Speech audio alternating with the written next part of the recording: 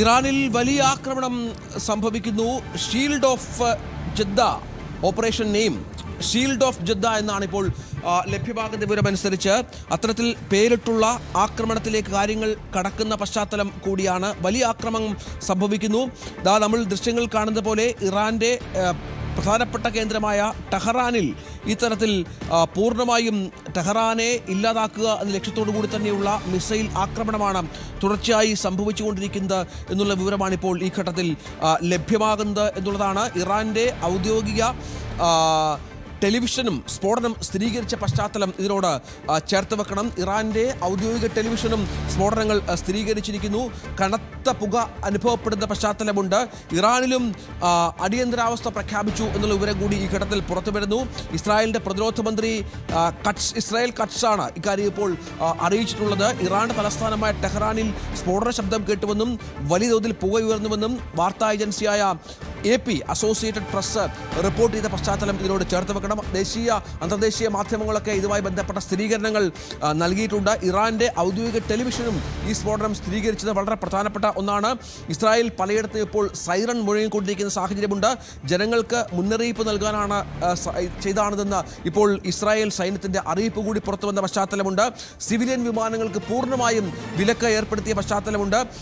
വിമാനത്താവളങ്ങളിലേക്ക് പൊതുജനങ്ങൾ വരരുത് എന്ന മുന്നറിയിപ്പ് ഇപ്പോൾ ഇസ്രായേൽ വിമാനത്താവള അതോറിറ്റി നൽകിയ പശ്ചാത്തലമുണ്ട്. ടെഹ്റാനിൽ 3 തവണ സ്ഫോടന ശബ്ദം കേട്ടു എന്നാണ് ഇപ്പോൾ ഔദ്യോഗികമായി ഇറാൻ്റെ മാധ്യമങ്ങൾ റിപ്പോർട്ട് ചെയ്യുന്നത്. 3 തവണ സ്ഫോടനമുണ്ടായി എന്നാണ് ഇറാൻ മാധ്യമങ്ങൾ തന്നെ റിപ്പോർട്ട് ചെയ്യുന്ന പശ്ചാത്തലം ഒരുങ്ങുന്നത് എന്നുള്ളതാണ്. ടെഹ്റാൻ്റെ പ്രധാന മേഖലകളിലൊക്കെ സ്ഫോടന ശബ്ദങ്ങൾ കേട്ടു എന്ന് പറയുന്നു. മധ്യ ടെഹ്റാനിലെ യൂണിവേഴ്സിറ്റി സ്ട്രീറ്റിലും ഒപ്പം ജഹൌറി ഡിസ്ട്രിക്റ്റിലും സമീപത്തായാണ് മിസൈലുകൾ പതിച്ചതെന്നും ഈ റിപ്പോർട്ടുകൾ പുറത്തു വരുന്നുണ്ട്. മധ്യ ടെഹ്റാനിലെ യൂണിവേഴ്സിറ്റി സ്ട്രീറ്റിലും ജഹൌറി ഡിസ്ട്രിക്റ്റിലും സമീപത്തും ഈ മിസൈലുകൾ പതിച്ചു എന്നുള്ള വിവരമാണ് ഈ ഘട്ടത്തിൽ പുറത്തുവരുന്നത്. ഒരു മുൻകരുതൽ ആക്രമണമാണ് നടത്തുകയെന്നാണ് ഇപ്പോൾ ഇസ്രായേലിൻ്റെ പ്രതിരോധ മന്ത്രി അറിയിച്ചിരിക്കുന്നത്. തിരിച്ചടി ഉടൻ എന്ന് ഇസ്രായേൽ പ്രതീക്ഷിക്കുന്നു എന്നും പറയുന്നു. പൊതുജനങ്ങൾ ജാഗ്രതയോടെ ഇരിക്കണം. സൈറനുകൾ മുഴക്കി ഇതുമായി ബന്ധപ്പെട്ടുള്ള ജാഗ്രതാ നിർദ്ദേശം നൽകിയ പശ്ചാത്തലം കൂടിയുണ്ട്. അതായത് വലിയ തോതിലുള്ള ആക്രമണങ്ങൾ മുൻപ് ഉള്ള ഒരു മുൻകരുതൽ ആക്രമണം മാത്രമാണ് ഇത് എന്നുകൂടിയാണ് ഇറാൻ ഇപ്പോൾ പ്രഖ്യാപിച്ചിരിക്കുന്നത്. ഇസ്രായേലിലും രാജ്യമെങ്ങും അടിയന്തരാവസ്ഥ പ്രഖ്യാപിച്ച പശ്ചാത്തലമുണ്ട്. ഇത് വളരെ പ്രധാനപ്പെട്ട ഒന്നാണ്. ജനങ്ങളോട് ബങ്കറുകൾ തുടരണം എന്നാവശ്യപ്പെട്ടിട്ടുണ്ട്. അവർ എവിടെയാണോ ജോലി സ്ഥലങ്ങളിലാണോ അവിടെ തുടരുക. നിരത്തുകളിലേക്ക് ഇറങ്ങരുത്, വിമാനത്താവളങ്ങളിലേക്ക് യാത്ര ചെയ്യരുത്, ഒപ്പം വ്യാപാര സ്ഥാപനങ്ങളിലേക്ക് പോകരുത് എന്നുള്ള നിർദ്ദേശം നൽകിയ പശ്ചാത്തലം വളരെ പ്രധാനപ്പെട്ട ഒന്നാണ്. ഏതായാലും ഇറാൻ ഇതുമായി ബന്ധപ്പെട്ട സ്ഥിരീകരണം നടത്തി എന്നുള്ളത് ഏറ്റവും പ്രധാനമാണ്. ഇറാൻ്റെ ഔദ്യോഗിക ടെലിവിഷൻ തന്നെ ഇതുമായി ബന്ധപ്പെട്ട് സ്ഫോടന ശബ്ദങ്ങൾ ഉണ്ടായി എന്നുള്ള സൂചനകൾ നൽകുന്നുണ്ട്. വീണ്ടും പശ്ചിമേഷ്യ നേരത്തെ പറഞ്ഞതുപോലെ യുദ്ധ സാഹചര്യത്തിലേക്ക് കടക്കുന്നു. ഇറാന്റെ തിരിച്ചടി പ്രതീക്ഷിച്ചാണ് ഇപ്പോൾ ഇസ്രായേൽ ഉള്ളത്. അമേരിക്കയും ജാഗ്രതയോടെ ഉണ്ട്. കാര്യമായ തിരിച്ചടി സംഭവിച്ചാൽ അമേരിക്കൻ യുദ്ധക്കപ്പലുകളടക്കം ഇറാൻ മേഖലയിലേക്ക് നീങ്ങും. മിസൈലടക്കം ഇറാന്റെ പ്രധാന പ്രദേശങ്ങളിലേക്ക് പോകുമെന്നുള്ള കാര്യത്തിൽ സംശയമില്ല. അത്തരം മുന്നൊരുക്കങ്ങൾ മാസങ്ങളായി തന്നെ പടക്കപ്പലടക്കം പശ്ചിമേഷ്യയിലുണ്ട്, ഇറാന്റെ തീരത്തുണ്ട്. ഇവയൊക്കെ ഉപയോഗിച്ചുള്ള വ്യാപകമായ ആക്രമണത്തിലേക്ക് കാര്യങ്ങൾ പോകുമോ എന്നുള്ള കാര്യം കാത്തിരുന്ന് കാണണം. ഏതായാലും ഇറാനിൽ വലിയ സ്ഫോടന ശബ്ദങ്ങൾ സംഭവിക്കുന്നുള്ള ഏറ്റവും പ്രധാനപ്പെട്ട ഒന്നാണ്. മുൻകരുതൽ ആക്രമണം മാത്രമാണ് എന്നുള്ള ഇസ്രായേൽ പ്രതിരോധ മന്ത്രിയുടെ പ്രതികരണമാണ് ഏറ്റവും നിർണായകമായ ഒന്ന്. അത് ഏത് തരത്തിലാണ് ഇനിയുള്ള നീക്കങ്ങൾ ഇസ്രായേലിൻ്റെ എന്നുള്ളത് കാത്തിരുന്ന് കാണണം. അമേരിക്കയുടെ പിന്തുണയുണ്ട്. അമേരിക്കയുമായി ആലോചിച്ച ഇത്തരം ആക്രമണങ്ങൾ എന്ന് പറയുന്നുണ്ട്. ഒപ്പം ഫ്രാൻസും ബ്രിട്ടനും അടക്കമുള്ള സഖ്യ രാജ്യങ്ങളുമായി ഇതുമായി ബന്ധപ്പെട്ട കൂടിയാലോചനകൾ നടത്തിയ പശ്ചാത്തലം കൂടി ചേർത്ത് വെക്കുന്നുണ്ട്. അങ്ങനെ പ്രധാനപ്പെട്ട ലോകശക്തികൾ, വൻ ശക്തികളുടെ പിന്തുണ ഈ ആക്രമണത്തിലുണ്ട് എന്ന് വേണം മനസ്സിലാക്കാൻ. ഏതായാലും കാത്തിരുന്ന് കാണണം എന്തായിരിക്കും ഇസ്രായേലിൻ്റെ പ്രതിരോധം എന്നുള്ളത്. വളരെ പ്രധാനപ്പെട്ട കാര്യം അതുതന്നെയാണ്. ഏതാനും നിമിഷങ്ങൾക്കുള്ളിൽ ഇതുമായി ബന്ധപ്പെട്ട പ്രതികരണങ്ങൾ ലഭ്യമാകും.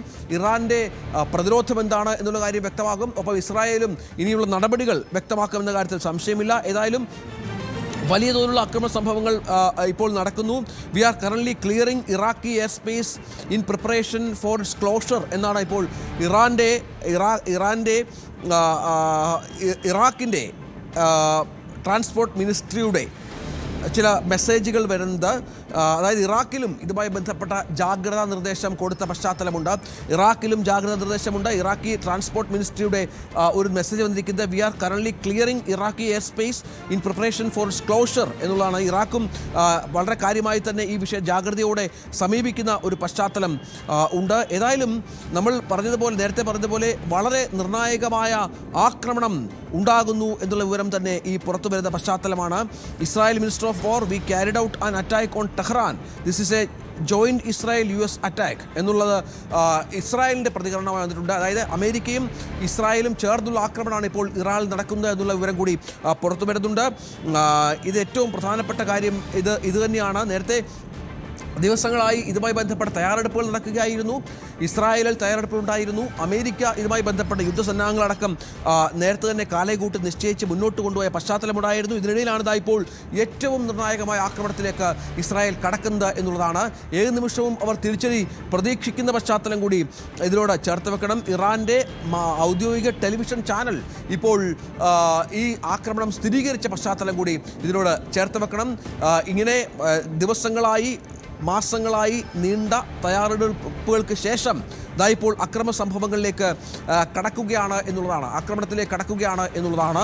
നമുക്കറിയാം, ആണവ ചർച്ചകളുടെ ഒരു പുരോഗതി അതൊരു തരത്തിലും മുന്നോട്ട് പോകാത്ത സാഹചര്യം ഉണ്ടായിരുന്നു. അത് പലപ്പോഴും തടസ്സപ്പെടുന്ന പശ്ചാത്തലമുണ്ടായിരുന്നു. അവസാന ശ്രമം നിലയിൽ ഒമാൻ്റെ മധ്യസ്ഥതയിൽ ജനീവയിൽ വ്യാഴാഴ്ച ഒരു ആണവ ചർച്ച നടന്നു. പക്ഷേ കാര്യമായ പുരോഗതിയൊന്നും ആ തുടർച്ചർച്ച ഉണ്ടായില്ല. തുടർച്ചർച്ച വരുന്ന ആഴ്ച നടക്കുമെന്നുള്ള സൂചനകളാണ് നൽകിയിരുന്നത്. പക്ഷേ ഇറാൻ്റെ നിലപാടിൽ താൻ നിരാശനാണ് എന്നുള്ള ട്രംപിൻ്റെ പ്രസ്താവന ഏറെ നിർണായകമായി മാറി. തുടർന്നാണ് യുദ്ധം എന്ന തരത്തിലേക്ക് കാര്യങ്ങൾ പോയത്. ചർച്ചകളിൽ പുരോഗതിയില്ലാത്തതിനാൽ അതൃപ്തരായ US പ്രതിനിധികൾ ജനീവ വിട്ടുപോകുന്ന പശ്ചാത്തലവും മറ്റും ഒരുങ്ങി. ചർച്ചകൾ തങ്ങളുടെ ആണവ പദ്ധതിയിൽ മാത്രം കേന്ദ്രീകരിക്കണമെന്നുള്ള നിർദ്ദേശം ഇറാൻ്റെ ഭാഗത്തുനിന്നുണ്ടാകുന്നു. എന്നാൽ മിസൈൽ പദ്ധതികൾക്കൊപ്പം മേഖലയിലെ ഭീകര ഗ്രൂപ്പുകൾക്കുള്ള പിന്തുണയും ഇറാൻ നിർത്തണമെന്നാണ് US ആവശ്യപ്പെട്ടിരുന്നത്. ഇപ്പോൾ